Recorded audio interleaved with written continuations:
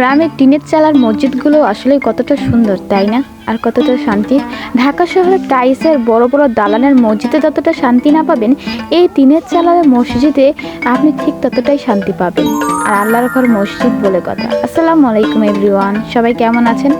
আশা করি সবাই অনেক বেশি ভালো আছেন। আর এই যে দেখছেন গ্রামের সেই মেঠোপথ, আর এটা হচ্ছে গ্রামের সেই টঙের দোকান, যেটা আসলে সচরাচর আমরা গ্রাম শহরে দেখে থাকি, বাট ঢাকা শহরে দেখা যায় না। ঢাকা শহরে তো আমরা দালান কোটার দোকানপাট বা সুপার শপগুলোতেই বেশি দেখা হয়ে থাকে।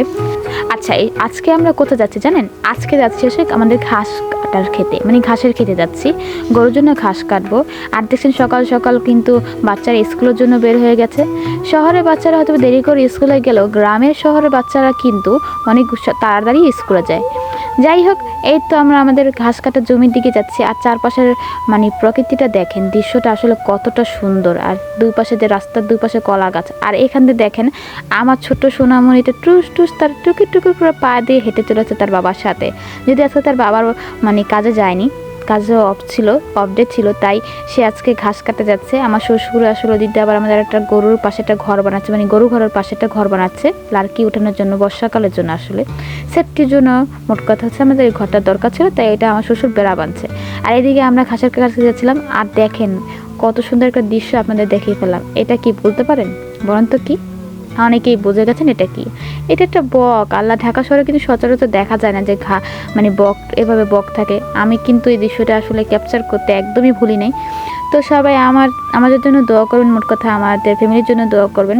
আসলে জানি না কত দূর কী করতে পারবো। ঢাকা শহর থেকে গ্রামে এসেছি। আমি গ্রামে কখনোই গ্রামে এভাবে কখনোই থাকতে পারি না। 4-5 দিনে বেশি থাকতাম না, বাবার সাথে গেলেও বা মাম্মুর সাথে গেলেও।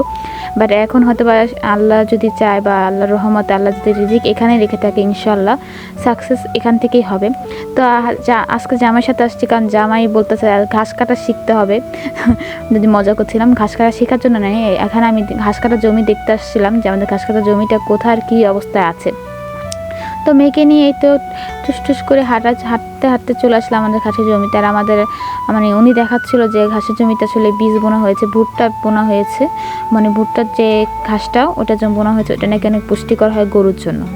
যাই হোক, এই ভিডিওগুলো কিন্তু অনেক কষ্ট করে আপনাদের জন্য তৈরি করা হয়, কারণ আমি যতটুকু সময় পাই ততটুকুর মধ্যে হচ্ছে ভিডিওটা বানানোর চেষ্টা করি।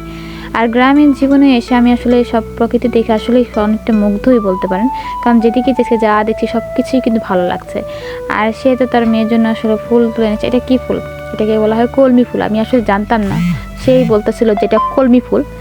যাই হোক, এই যে আমাদের জমি, এখান থেকে হচ্ছে একদম ওই মাথা পর্যন্ত হচ্ছে আমাদের ঘাসের জমি। তো নেক্সট প্ল্যান আছে যে একটা ধান ক্ষেত বা ক্ষেত করার প্ল্যান আছে, কিছু চাষাবাদ করার প্ল্যান আছে। সবাই আমাদের দোয়া করবেন এবং আমাদের বেশি বেশি সাপোর্ট করবেন। আমার চ্যানেলটা সাবস্ক্রাইব করে দেবেন, এবং আমি আমার ডিসক্রিপশন বক্সে যদি আমার পেজের লিঙ্কটাও দিয়ে দিব, সবাই প্লিজ সেখানে গিয়ে আমার পেজটা ফলো দিয়ে আসবেন এবং কমেন্ট করবেন, বেশি বেশি কমেন্ট করে জানাবেন আপনাদের আমার গ্রামের ভিডিওগুলো আসলে কেমন লাগে, আমার শহরের ভিডিও থেকে আমার গ্রামের ভিডিওগুলো আপনাদের কাছে কেমন লাগে সেটা কমেন্ট বক্সে জানাবেন। আর সবাই কেমন আছে সেটাও জানাবেন, কোন জেলা থেকে সবাই দেখছেন সেটাও জানাবেন। তো এটা কোন জেলা সেটাই আপনার অলমোস্ট অনেকে আমার ভিডিও দেখে থাকলে বুঝে যাবেন এটা কোন জেলা, কোন জায়গার ভিডিও। তো আমার মেয়েরও জীবনে ফার্স্ট টাইম এই যে ওর বয়সে যে ও গ্রামে আসছে, গ্রামে বড় হচ্ছে, সেটাই সে দেখতেছে, শিখতেছে। মাটিতে পাড়া দেয় না। আর এই জায়গায় কিছু ছাগল ঘাস খাচ্ছিল, তার পাশেই বক ছিল, সাদা সাদা বক। ও মাই গড, কি সুন্দর লাগতেছিল, তাই না? দেখতে অনেকটাই সুন্দর। আর এই জিনিসগুলো আমার কাছে অনেক ভালো লাগে। আর এই দিক দিয়ে সেই ঘাস কাটতে শুরু করে দিয়েছে। আমি বলতেছিলাম জামাকেও দাও, আমি কাটা শিখিয়েছি। বলতেছে না, তুমি এখন পারবা না, কারণ কাঁচিতে অনেক ধার, এটা তোমার যে কোনো সময় তোমার পা বা হাত কেটে যেতে পারে। এই যে আমার আম্মুও দেখতেছিল, বাট সে অনেক ডিস্টার্ব করতেছিল কেন জানি। হচ্ছে 5টা গরুর জন্য আসলে মিনিমাম প্রতিদিন অনেক ঘাস কাটতে হয়, প্রচুর পরিমাণে ঘাস কাটতে হয়। তো এগুলো ভিডিও করা হয় না, আসলে সবসময় পসিবল হয় না। আর গ্রামে এসে আসলে গ্রামের আবহাওয়ার সাথে সবকিছু যাতে মানানসই করে নিতে হয়। আমার হাজব্যান্ড আগেই ছিল, বাট আমি তো ছিলাম না কখনো গ্রামে, বাট এখন অভ্যস্ত হয়ে গেছে। আমার মেয়েটা এখন আসছে। এই যে বাবা, কি হয়েছে? বাবা কি করছে? কান্না করে কেন? কাশফুল হয়েছে, পানি নষ্ট হয়ে গেছে না, শেষ কাশফুলে দিয়ে। দেখেন, মানে দেখলে আসলে মন ছুঁয়ে যায় এইসব দৃশ্যগুলো দেখলে। আমি এর আগের বার আরেকবার আসছিলাম, তখন এরকম ছিল না, অন্যরকম ছিল। তখন হয়তো আবহাওয়ার পরিবর্তন, ঋতু ছিল অন্যরকম, এখন ঋতু অন্যরকম। তো তো দেখেন এই বিশাল জমির ঘাস আমার শ্বশুর একলা কাটে। এখন বলো অনেকে বলে মানুষ কেন রাখে না, মানুষ রাখলে পোষায় না, পোষানো যাবে না, তাই মানুষ রাখে না। আর আমার স্বামী যখনই সময় পায় তখনই বাবাকে একটু হেল্প করে আসে। তো এগুলো অনেক কষ্টের কাজ, কিন্তু এগুলো অনেক কষ্টের কাজ, যারা না দেখে তারা বুঝে না। আবার অনেকে বলবো সোনের ঘর কুড়ের ঘরে ঠাইকা কি করে, সাথে কি করতে আসছো? বাবা ঘাস কাটছে, তুমি দেখতে আসছো? তো সবাই আমার পরিবারের জন্য দোয়া করবেন। আসো। আচ্ছা আচ্ছা, কামান কামান কামান।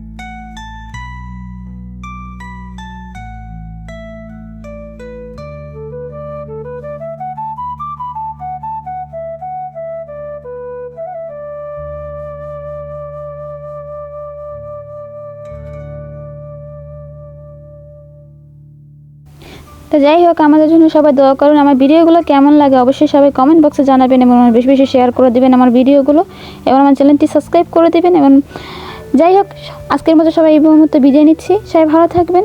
আসসালামু আলাইকুম।